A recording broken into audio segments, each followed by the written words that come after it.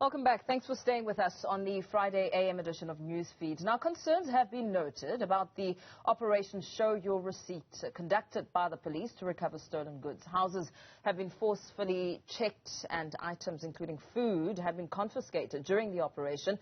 Civil society groups have criticized the confiscation of the food, and Socio-Economic Rights Institute says not all of the confiscations are justified. I'm joined now by the Institute's attorney, Khululiwe Bhengu. Very good morning to you. Thank you so much for your time. You've expressed some concerns about not all of the moves by the police are justified in terms of the confines of the law.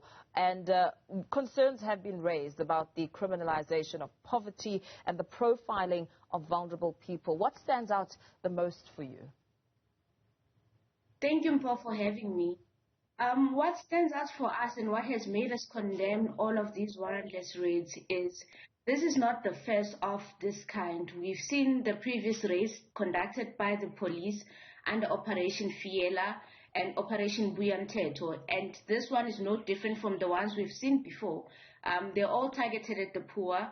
They're all done indiscriminately, and they're done in an arbitrary manner. In the previous operations, the minister and the police sought to try and sift out undocumented foreign nationals, and the way in which they did that was arbitrary, because they would just look at you and they say, you're too dark to be South African, and then you get arrested. It's a similar thing we're seeing right now.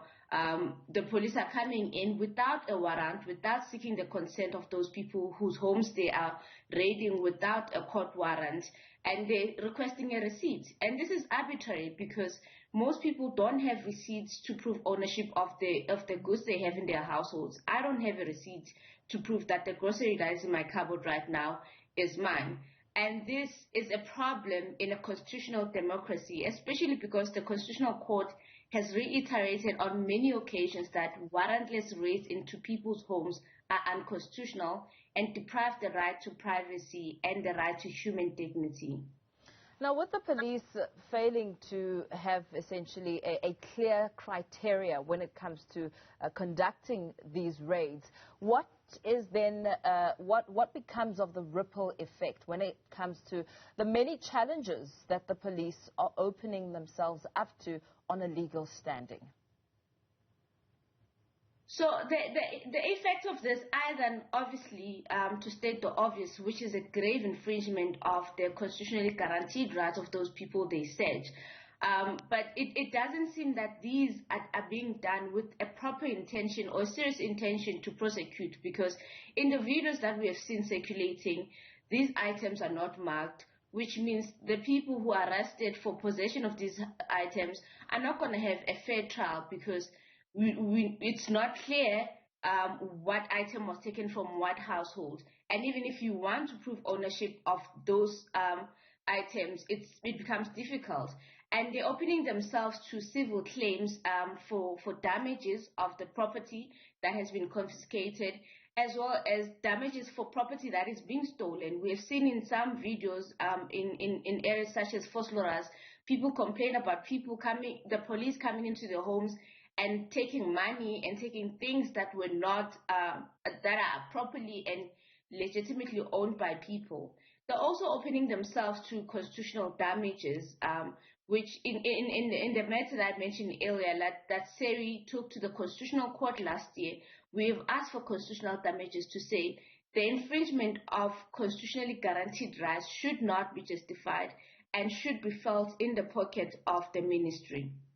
The countries and the world at large is dealing with a pandemic, but the impact of the pandemic on South Africans has been felt, and the looting and the riot and the chaos that we saw unfold has brought to the forefront the impact of the socio-economic standing of the country. We heard Acting Minister in the Presidency, Khumbudzo Ntshavheni, saying that all confiscated goods will be destroyed.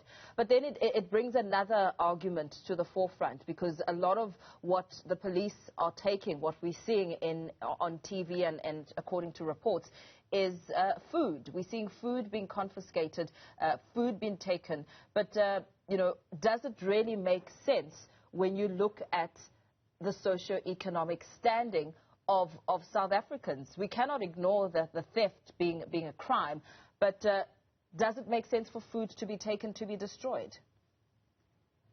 It doesn't make sense, and as a matter of fact, it's cruel and inhumane to those people who are poor, and it shows the state's focus on the economic impact of diluting the pandemic on the economy and not on the people who are on the ground who just need basic food. It just emphasizes that the economy is much more important than the people who are going to bed hungry. And that is why we've seen, even in the reports, trying to put money into the loss that has happened in the past week. No one is talking about the poor people down there. No one is talking about informal traders who are also greatly affected by this unrest that happened in the country.